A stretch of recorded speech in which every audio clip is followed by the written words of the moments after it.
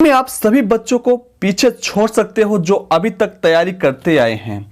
बस आपको इस वीडियो को पूरा देख लेना है आखिर तक, जिसमें दोस्तों हम आप सबको बताएंगे 54 टॉपिक इंपॉर्टेंट।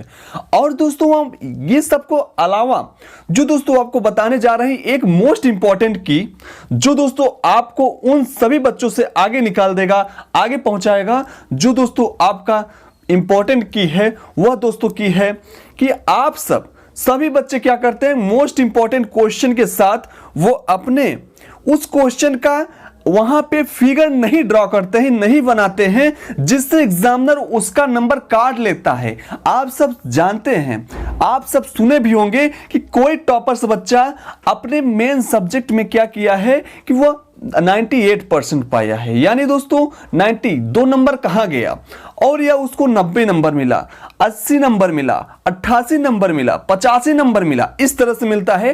पूरा का पूरा नंबर उसको नहीं मिलता उस सब्जेक्ट में। वो कहां पे गलती करता है दोस्तों, बस यही गलती करता है कि जहां पे उसको फिगर बनाना चाहिए वो फिगर को छोड़ के आता है। तो दोस्तों आपको बस इस फिगर पर ध्यान रखना है कि हमको इसको बनाना है। ये की हो गया दोस्तों, फिगर आपको जिस क्वेश्चन में इंपॉर्टेंट रहेगा आपको जरूर बनाना है। और उसके साथ दोस्तों इस 54 टॉपिक को यदि आप पढ़ लेते हो तो दोस्तों एकदम 100% आपको दोस्तों वादा करते हैं पूरा का पूरा मार्क्स लेकर आओगे। इससे दोस्तों कोई आपको छीन नहीं सकता। तो दोस्तों आइए हम आपको बताते हैं 54 मोस्ट इंपॉर्टेंट टॉपिक जो आपके बोर्ड एग्जाम में हर साल यहीं से आता है, इससे बाहर क्वेश्चन नहीं रहता है। यह भी दोस्तों आप सबको वादा देते हैं, जाके आप मिला भी लीजिएगा प्रीवियस ईयर के सारे क्वेश्चन पेपर। और दोस्तों आज जो आपको बता रहे हैं दोस्तों, आने वाले पेपर को भी मिलाइएगा इस टॉपिक से। 100% दोस्तों आपका सारा का सारा फंसेगा, गारंटी है दोस्तों। तो आइए दोस्तों अब देर ना करते हुए यहां पे हम आपको बताते हैं दोस्तों क्लास 12th बायोलॉजी का 54 इंपॉर्टेंट टॉपिक, जो दोस्तों 70 में 70 मार्क्स दिलाने का पूरा वादा हम कर रहे हैं दोस्तों, दिलवा के रहेंगे। बस इसको तैयार रखिएगा, बस 54 टॉपिक को याद रखिएगा। कौन से दोस्तों 54 टॉपिक है, आइए अब हम लोग पढ़ते हैं। पहला दोस्तों यहां पे देखिएगा टॉपिक, ये दोस्तों आपका चैप्टर है पुष्पी, याद रखिएगा पुष्पी पादपों में लैंगिक जनन। अब इसमें दोस्तों आप सबको यहां पे देखना है कितने टॉपिक है, तो इसमें हम 7 टॉपिक बताएंगे, 7 क्वेश्चन। देखिएगा क्या है, भ्रूणकोश तथा भ्रूणपोष में अंतर। ये दोस्तों आपको हमेशा पूछा जाता है। एक क्वेश्चन दोस्तों ये टॉपिक हो गया। सेकंड दोस्तों देखिएगा भ्रूणपोष क्या होता है, इस तरह से क्वेश्चन पूछा जाएगा। इसके विभिन्न प्रकार का संक्षिप्त वर्णन लिखिए, ठीक है, ये दोस्तों क्वेश्चन बनेगा। अब दोस्तों देखिएगा इसमें दोस्तों तीसरा नंबर है, एक प्रारूपिक बीजांड की संरचना और दोस्तों सचित्र वर्णन इसका करना है, यानी चित्र के साथ। तो दोस्तों यहां पे क्या करते हैं, संरचना तो बता देते हैं दोस्तों, लेकिन उसका वर्णन करना भूल जाते हैं, या दोस्तों वर्णन कर देते हैं उसका चित्र ही बनाना भूल जाते हैं। वो टॉपर्स बच्चे बस ध्यान नहीं देते हैं। यही दोस्तों आपको की पकड़ के चलना है। आप सब 100% उन सभी बच्चों से आगे निकलेंगे जो अभी तक आपसे आगे जा रहे थे। 100% दोस्तों वादा है आप सबका, आप सबसे दोस्तों। अब दोस्तों देखिएगा इसमें चौथा पॉइंट है लघु विजाणुधानी का निर्माण और लघु विजाणु जनन का दोस्तों आपको बताना है, ठीक है। उसके बाद दोस्तों पांचवा है यहाँ पे दो विवीजपति भ्रूण का परिबद्धन, ये दोस्तों आप सबको बताना होगा।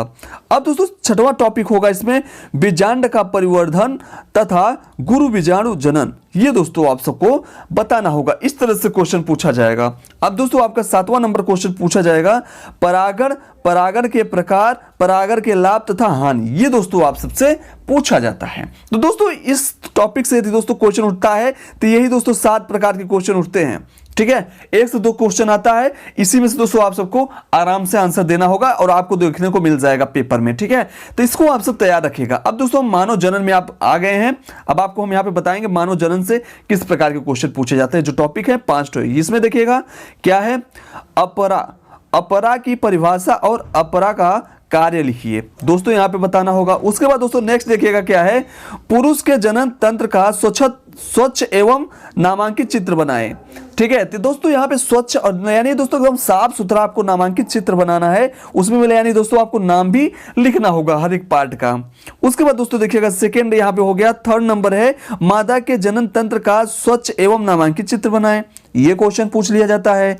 और दोस्तों ऐसा भी क्वेश्चन पूछा जाता है युग्मक जनन क्या है, नामांकित चित्र की सहायता से मानव में शुक्र जनन की प्रक्रिया का वर्णन कीजिए। ये दोस्तों आपसे क्वेश्चन पूछा जाता है, ठीक है। तो इसको भी आप सब आराम से कर सकते हो। अब दोस्तों पांचवा इसमें दे रखा है टॉपिक, देखिएगा, मानव में अंडाणु जनन की प्रक्रिया का सचित्र वर्णन। ये दोस्तों आपको सचित्र यानी चित्र के साथ आपको वर्णन करना होगा। जहां पे दोस्तों सचित्र बोलेगा वहां पे दोस्तों चित्र बनाना होगा। याद रखिएगा, सचित्र बोला चित्र बनाना होगा। वर्णन कह रहा है तो वर्णन करिए और उसके बाद दोस्तों उसका चित्र भी आप बना दीजिए। उसके बाद दोस्तों देखिएगा नेक्स्ट टॉपिक है ये दोस्तों जनन स्वास्थ्य। इसमें दोस्तों दो पढ़ना होगा। क्या? IVF यानी पात्र निषेचन तकनीक पर टिप्पणी लिखिए, ठीक है। और दोस्तों नेक्स्ट है जनसंख्या विस्फोट एवं निवारण का निबंध। इस पे दोस्तों आप सबको निबंध लिखना आएगा, ठीक है। अब दोस्तों हम बात करेंगे नेक्स्ट हमारा दोस्तों चैप्टर है क्या? वंशागत तथा विविधता के सिद्धांत। यहाँ दोस्तों आप सबको 9 प्रकार के क्वेश्चन पूछे जाएंगे, जैसे कि आप सब यहाँ पे देख पा रहे हैं दोस्तों। सभी के बारे में हम अभी बता रहे हैं। देखिएगा पहला दोस्तों यहाँ पे देखिएगा डाउन सिंड्रोम क्या है, इस पर टिप्पणी। उसके बाद दोस्तों जीन रूप तथा दृश्य रूप में लक्षण दोस्तों आप सबको बताना होगा। फिर दोस्तों आपका तीसरा यहाँ देखिएगा क्या दे रखा है, क्रॉसिंग ओवर क्या होता है। और चौथा नंबर में दोस्तों क्या दिया है, सप्रभाविता पर टिप्पणी कीजिए। अब दोस्तों इस तरह से क्वेश्चन आपसे पूछा जाएगा और उसमें दोस्तों कुछ और पूछा जाएगा। तो ये पूछा जाएगा प्रभावित, याद रखिएगा प्रभावित, ठीक है, प्रभाविता तथा अप्रभाविता पर विभेद ये बताना होगा। उसके बाद दोस्तों नेक्स्ट है आपका आनुवांशिक रोग क्या होता है, यह भी दोस्तों आप सबको बताना होगा। और उसके बाद दोस्तों मानव में लिंग निर्धारण कैसे होता है, ये दोस्तों आप सबसे क्वेश्चन पूछा जाता है। उसके बाद दोस्तों इसमें एक क्वेश्चन और पूछा जाता है मंडल के वंशागत के नियम, ठीक है। और दोस्तों यहां पे देखिएगा नेक्स्ट है कि लिंग सहलंग गुणों से आप क्या समझते हैं, ठीक है। ये दोस्तों आप सबका है लिंग सहलंगन गुणों से आप क्या समझते हैं, इस पे दोस्तों आप सबका आता है। यानी दोस्तों 9 टॉपिक में से दोस्तों आपको हर साल दोस्तों क्वेश्चन पूछा गया है, तो दोस्तों इस बार भी आएगा।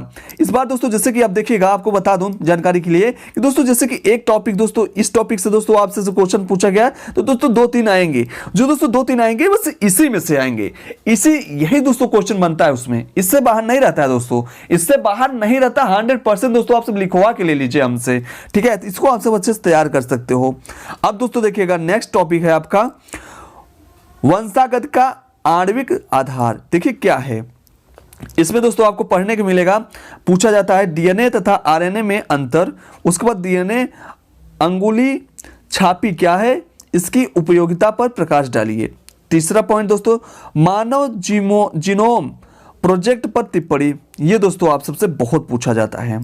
अब दोस्तों नेक्स्ट देखिएगा चौथा नंबर यहाँ पे क्या दे रखा है, डीएनए की संरचना के वाटसन एवं क्रिक मॉडल को प्रस्तुत कीजिए दोस्तों, ठीक है। उपर्युक्त चित्र बनाकर दोस्तों प्रस्तुत करना होगा, ठीक है, और समझाना होगा इसमें दोस्तों क्या कार्य होता है, यह भी दोस्तों आप सबको वर्णन करना होगा, ठीक है, इसका कार्य। अब दोस्तों देखिएगा 5वां नंबर क्या है, कार्य के आधार पर आरएनए कितने प्रकार के होते हैं वर्णन कीजिए, ठीक है। ये दोस्तों आप सबको आरएनए का वर्णन करना होगा कार्य के आधार पर, ठीक है, वर्क के आधार पर।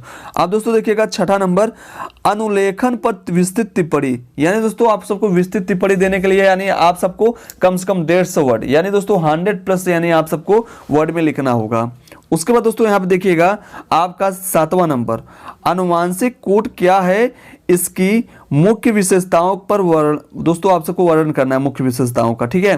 तो इसको दोस्तों आप सब आराम से कर सकते हो, ठीक है। सभी क्वेश्चन देख लीजिए, आराम से वहां पे करिएगा। सभी बच्चों को दोस्तों आप सबको पीछे छोड़ना है।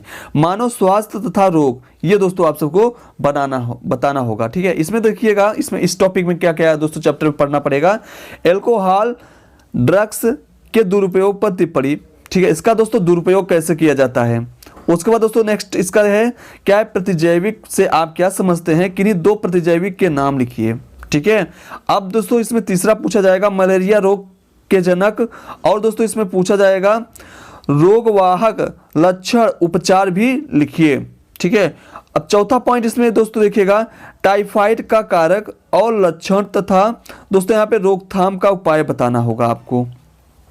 इस तरह से दोस्तों सारे क्वेश्चन आपको आते हैं, यानी दोस्तों क्वेश्चन घुमाएगा तो कुछ इसी तरह से दोस्तों दोस्तों क्वेश्चन बनेंगे, ठीक है। अब देखिएगा 5वां नंबर है निम्नलिखित में से किन्हीं 2 मानव व्याधियों के कारक लक्षण उपचार एवं बचाव के उपाय लिखिए, ये दोस्तों आपसे पूछा जाएगा। जैसे कि दोस्तों इसमें पहला दिया है डेंगू ज्वर और दोस्तों दूसरा दिया है अमोनिया, ठीक है। अब छठवां नंबर में देखिएगा स्टेम कोशिकाओं पर टिप्पणी लिखिए, ये आप सब दोस्तों यहाँ पे दिखेगा आप सबको, ठीक है, मानव स्वास्थ्य तथा रोग में। अब दोस्तों हम नेक्स्ट टॉपिक की ओर बढ़ रहे हैं, जैसे कि यहाँ देखेंगे मानव कल्याण में सूक्ष्म जीव, ठीक है, मानव कल्याण में सूक्ष्म जीव क्या है दोस्तों, देखिएगा पहला जैव उर्वरक क्या है, किसी में इसका क्या महत्व है, ये आपको बताना होगा। और दोस्तों इसके अंतर्गत आपको पढ़ना होगा बायोगैस क्या है, ग्रामीण क्षेत्र में बायोगैस के दो उपयोग, ये आपको बताना होगा। मित्र देखो बहुत इंपॉर्टेंट है ये दोस्तों, आप सबके एग्जाम में हर साल पूछा जाता है। ये दोनों दोस्तों श्योर है आपके एग्जाम में आएंगे, कोई एक 100% श्योर है। अब दोस्तों देखिएगा नेक्स्ट क्वेश्चन है जैव प्रौद्योगिकी सिद्धांत एवं प्रक्रम। इस पे दोस्तों आप सबको इस टॉपिक से क्या, इस चैप्टर से क्या क्या क्वेश्चन बनेगा टॉपिक दोस्तों, देखिएगा क्या डीएनए लाइगेज पर टिप्पणी, संक्षिप्त टिप्पणी कीजिए। और दोस्तों यहाँ पे देखिएगा पीसीआर पर टिप्पणी लिखिए, ये भी दोस्तों आप सबसे पूछा जाता है। और प्लाज्मिड वेक्टर पर टिप्पणी लिखिए, ये भी दोस्तों आप सबका इंपॉर्टेंट है, आराम से कर सकते हो, ठीक है। अब देखिएगा नेक्स्ट टॉपिक की ओर बढ़ रहे हैं जैव प्रौद्योगिकी एवं उसके उपयोग, ठीक है। देखिए क्या है इसमें दोस्तों, देखिएगा 6 पढ़ना होगा, जैसे कि आप सब यहाँ पे देख पा रहे हैं। इसमें जो पहला है दोस्तों क्या है, जैव प्रौद्योगिकी के कृषि क्षेत्र में उपयोग। उसके बाद दोस्तों नेक्स्ट है बीटी कपास पर टिप्पणी, ठीक है। उसके बाद तीसरा पॉइंट है बायोपायरेसी पर उदाहरण सहित टिप्पणी। फिर चौथा पॉइंट दोस्तों यहाँ पे देख पाएंगे आप सब जैव औद्योगिकी का मानव स्वास्थ्य के क्षेत्र में अनुप्रयोग, ठीक है, अनुप्रयोग, ये दोस्तों आप सबको बताना होगा। 5वां नंबर है पुनर्संयोजक डीएनए प्रौद्योगिकी से आप क्या समझते हैं दोस्तों, क्या है ये बताना है। उसके बाद दोस्तों यहाँ बताना है आनुवांशिक अभियांत्रिकी के मानव हित में 4 अनुप्रयोग आपको बताना होगा, ठीक है। अब दोस्तों यहाँ पे 6वां पॉइंट है मानव इंसुलिन पर टिप्पणी। मानव इंसुलिन क्या होता है दोस्तों, इस पर टिप्पणी आप सबको देना होगा।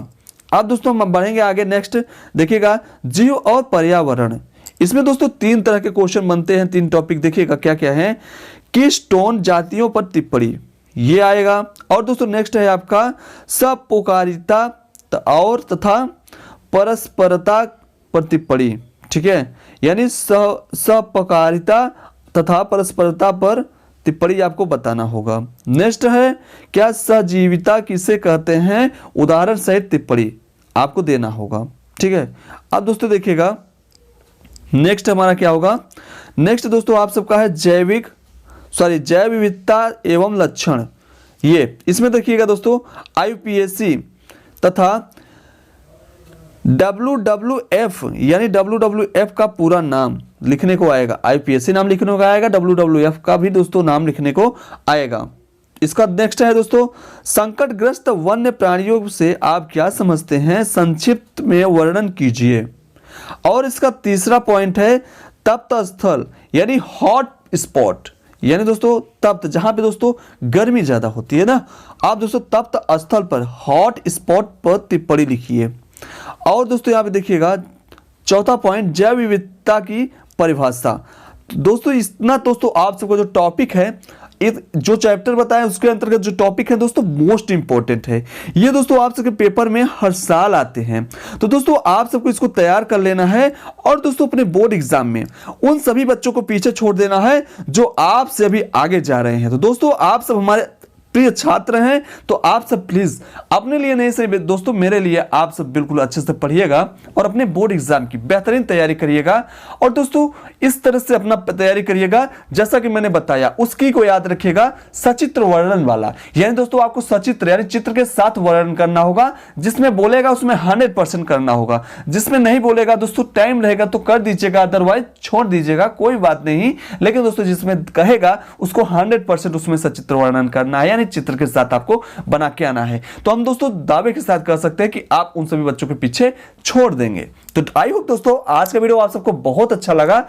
दोस्तों आपको कैसा लगा इस पे कमेंट करके जरूर बताइएगा। और दोस्तों मिलते हैं नेक्स्ट वीडियो में। आप सबको वीडियो को फुल वॉच करने के लिए दिल की गहराइयों से बहुत बहुत धन्यवाद। चलिए दोस्तों मिलते हैं नेक्स्ट वीडियो में, तब तक के लिए जय हिंद, जय भारत, वंदे मातरम, भारत माता की जय।